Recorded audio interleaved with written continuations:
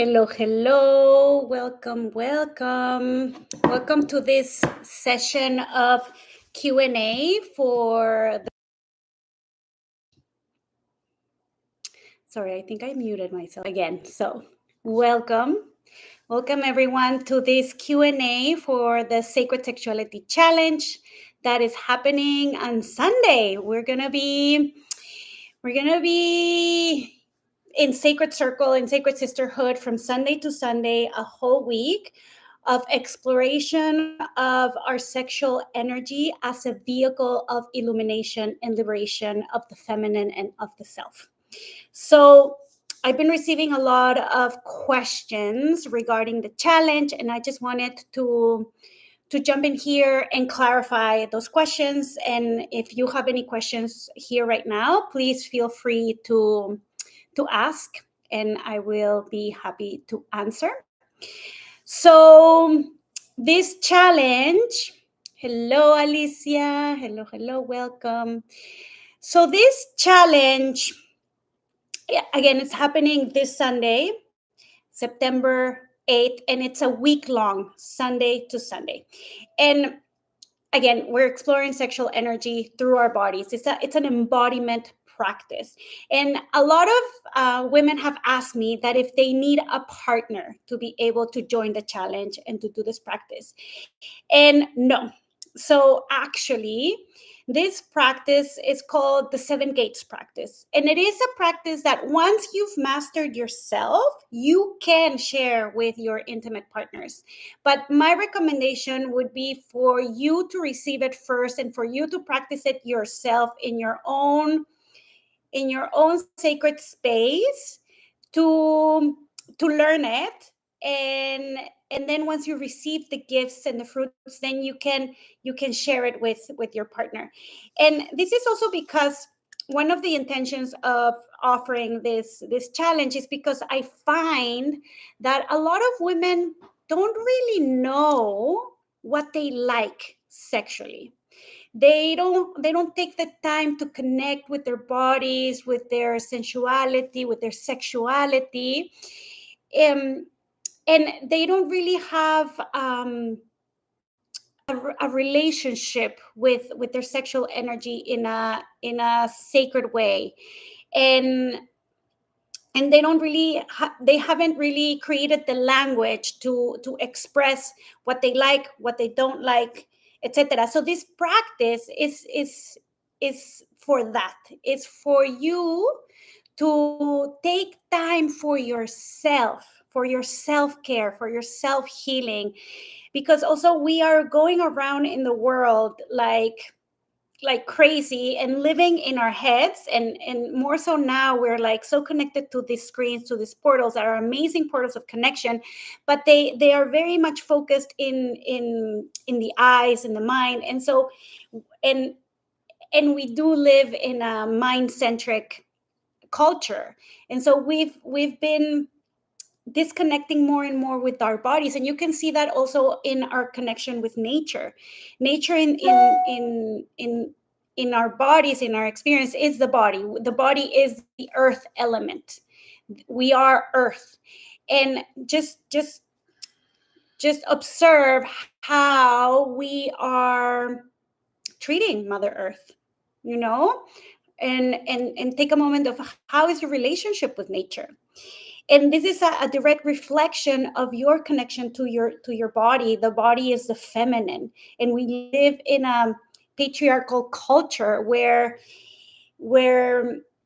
society teaches us to control nature. We need to control the body. We know the birth control pills. We need to control the weather. We need to suppress the feminine because we are scared of the magic and the wisdom and the wildness, right? We need to control nature because it's too wild. We need to put cement and structures and boundaries to make it safe. But we are wild. We have a wild feminine nature, and we just have forgotten how to relate with that energy, feeling safe, because there is a way to be that wild feminine in a contained, sacred, safe space. And so that's what this challenge is going to offer you. So you don't need a partner. Another question that has come up is, how much time do I need to allocate to do these practices? So in the challenge, there's going to be 3 live classes. The opening ceremony on Sunday, which is a 2-hour live ceremony. A mid-journey check-in ceremony on Thursday from 5 to 7. So it's also a 2-hour session. And then Sunday, September 15th, the closing ceremony, it's another 2-hour session. So you have those three live classes. But then in the whole week, you need to allocate 1 to 2 hours a day to do this practice. And you would say, like, that's a long time, but like, think about it. It's not from a 24-hour day, just taking 2 hours of your day. It's not that much. And you need time for this exploration of your body and your sensual and sexual energy. So in physiology, talking about physiology of the body, like, men can climax in 15 minutes or like really short, or can get aroused in a very short time. Women really take longer. We take around 20 to 40 minutes to get aroused, to really arrive to that point of climax. So we need to take our time, and this is something that hasn't been taught, right? Like, in our first sexual experiences, most probably it was very fast, or you've had preconceived ideas, and there was this performance pressure to look a certain way, to act a certain way, for it to be more also centered in the man's pleasure, and that goes really fast. But for women, we really need to take time to feel, to drop into the body, and to feel safe, to start to open up the gates that we're going to be working through. Another question that has come up is, what if I cannot go to the live calls? You can still join the challenge.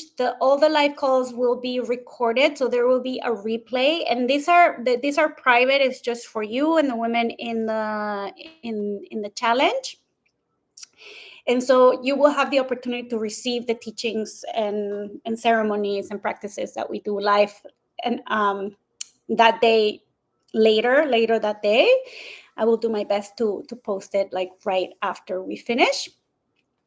And I'm just reading the questions that I have here.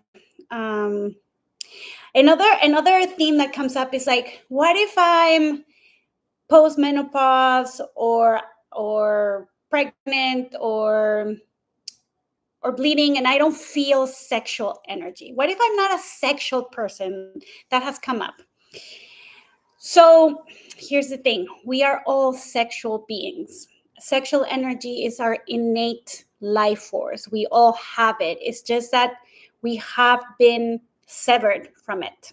If you are moving through life in automatic and go in the hustle, again, more in the mind, not connected in your body, and even if you do have embodiment practices, if you don't take the time to feel that arousal, that sexual energy within you, in your vulva, in your yoni, in your pussy, in your legs, that like electricity, and that just takes like 5 minutes to connect just with your intention, with your mind. In Qigong, we say energy follows the mind. So Qigong is a Taoist practice, and Taoism is one of the oldest spiritual traditions that utilizes sexual energy for spiritual evolution, same as Tantra. So Taoism and Tantra are the two spiritual lineages that utilize sexual energy for illumination and liberation of the self.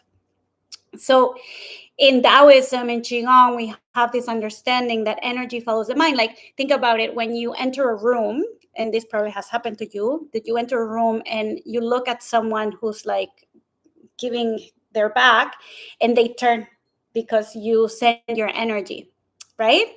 So we are constantly projecting our energy in what we are focusing. So if we bring focus and attention and intention into our sexual organs, into our Kundalini energy, that's going to start to activate. And maybe you won't feel it at the beginning, but it's a practice. The more and more and more you do it, these channels start to become more open and more activated, and you can access them more easily. And why do we want to access this? Like this has been another question. What are the benefits?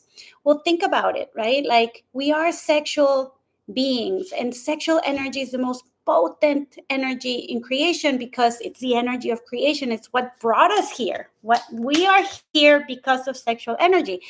And so if we can learn to harness it and to use it for our benefit, we can utilize it for whatever we want, for improving our relationships, for manifesting more abundance, for expanding our businesses, for just feeling good, right? Like, when you have a potent orgasm, and not even an orgasm, when you activate your sexual energy, your body just starts to vibrate with more energy, with more vitality, essence, jing. And that's also in Chinese medicine. Sexual energy is related to jing, qi, which is our essence.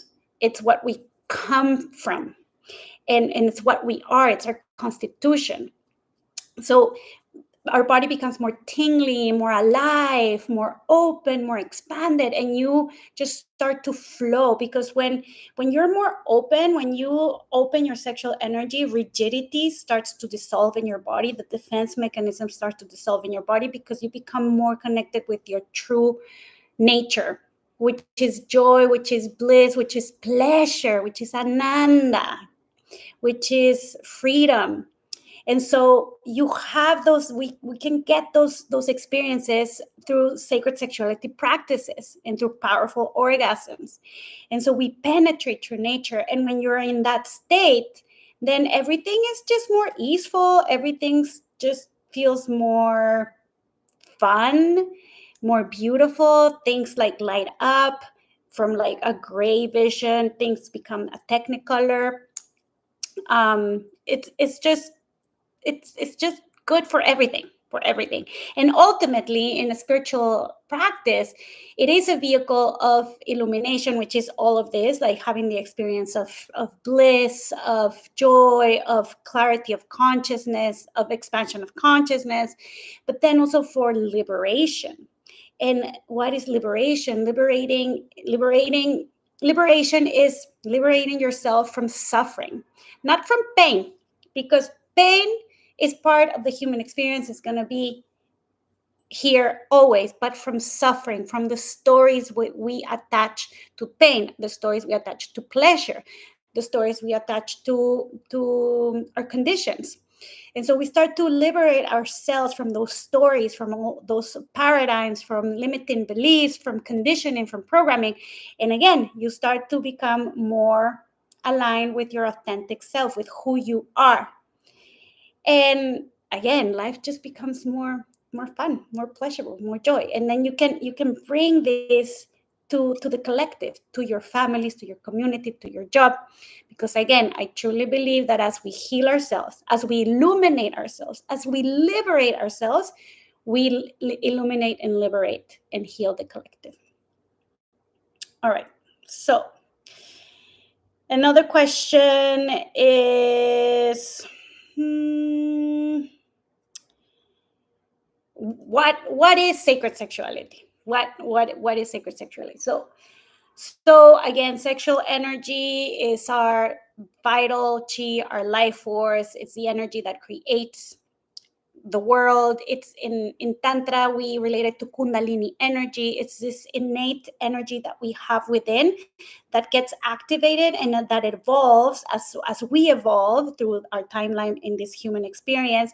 And this energy flows through the different channels in our bodies. It flows through our spine, and then it goes into our chakras, and this energy purifies, opens, activates, and ignites. So sacred sexuality, sacredness is being in awe. It's holding something so carefully, so in devotion, so in reverence, that you are like fully committed to that. So sacred sexuality is holding your sexual energy in that reverence, in that awe, in that sacredness, the redundancy, in that, like, you're gonna honor it and take care of it, like your most precious, loving thing that you have. So a practice of sacred sexuality is just that, is allowing yourself the space to explore your sexual energy in a way that feels gentle, that feels loving, that feels contained, that feels precious to you. So another questions that I'm receiving is, what if I don't have time to do these practices? Remember that time is an illusion of these times, and time can be bent, can be, because of quantum physics. Again, it's like what you focus on is what you're going to create, is what you're going to manifest. So if you say, yeah, I don't have time, you're not going to have time. But think about it. You have all the time in the world. What if you did have all the time in the world to do this? You just have to choose, and you just have to plan, and you just have to say, from this time to this time, I'm going to do this practice for the next week. And it's not a long time, it's just a week, sadhanas. I'm calling this a challenge, but really it's a sadhana. It's a practice that you're going to be committing to. And I like the word challenge because it brings the masculine energy into it. So we are doing a lot of like feminine exploration of our feminine energy, but it's good to have the masculine to contain it. So this goes to this other question that I've been receiving, is like, what kind of support am I going to receive? So again, like the challenge, the container of this event is the masculine energy holding your feminine energy, so that you can feel safe to relax, to let go, and to explore. Will I feel safe? This is another question.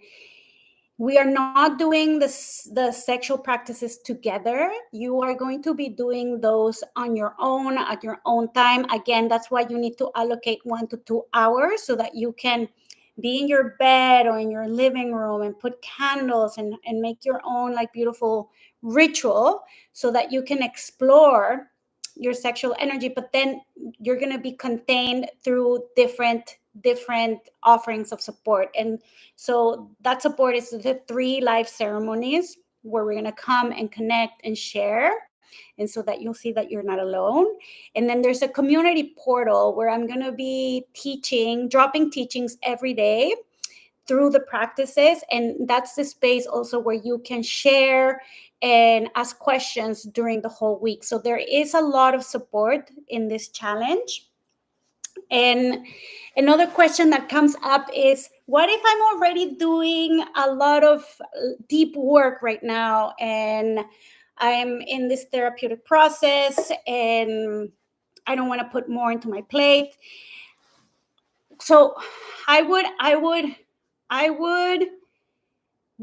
like to explore what type of therapy you're doing. If it's only talk therapy, this is an amazing complement to the therapy that you're doing, because again, this is an embodiment practice. So if you're doing talk therapy, most definitely you need these types of practices. Talk therapy is not enough. It has a place, but it can only go to a certain limit. You need to drop into the body to create true transformation. The other is, if you're already doing a deep therapeutic process through the body, again, you can receive this practice. I feel it's a great complement, and you can go through the gates and see, feel, explore if it feels good or not for you. If it doesn't feel good, then you'll have the practice for when you finish this other cycle that you're doing. You will have the practice for life. And this is a practice that you don't only do one time, you do many, many, many, many times, because there's also a layer that you go deeper and deeper and deeper. So I would say, come and receive this beautiful practice, and then you will have it for life, and it will complement any type of therapy that you're doing. All right. I think that's it for the questions that I have here. If any of you have any other questions that you would like to ask, you can do so now. If not, okay, we have a question coming. Yeah, if not, please share this with your friends. The more sisters can receive this practice, the more beauty we can create in the world. Like, think about like all the women that would feel so relaxed and open and magnetic and juicy and good about their bodies and confident if we all did practices like this. The world would be like so much better. Do we need any sort of tool or anything you would recommend to enhance the practice? Yes, that's a great question. So you don't need it, but I love doing this practice with my gem wand. So please don't use silicone toys or vibrators or dildos, nothing like that, okay? Why? Because those materials are not in coherence with the organics of our bodies. And then we need to start to develop sensitivity in our sexual organs, in our vulva, in our clitoris, that don't involve that type of stimulation, that is more organic, because we need to start to be more sensitive to the energy, to the emotions, to the stories that are content that are in there. And so with those types of toys, it doesn't really align. But a gem wand, either quartz or rose quartz, obsidian, no, don't use obsidian, because obsidian, it's a really good cleanser. It's black and it absorbs, but you can't really use it again. You can only use it once. So if you really want to do a deep purification and use an obsidian one once, you can do that, but then you have to also check that the one is really clean before you put it into your vagina. Because of that, I would suggest a rose quartz or a clear quartz crystal one. And you can also use coconut oil. Don't use silicone lubes. Use coconut oil, or I have this beautiful rose oil that I also use for my body. And I'm going to share all of that in our opening ceremony, going more in depth into the ritual of doing this practice. All right. Any other questions?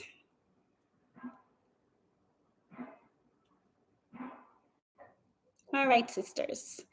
So thank you for those of you who joined live. And this will be available for you to rewatch in my YouTube channel.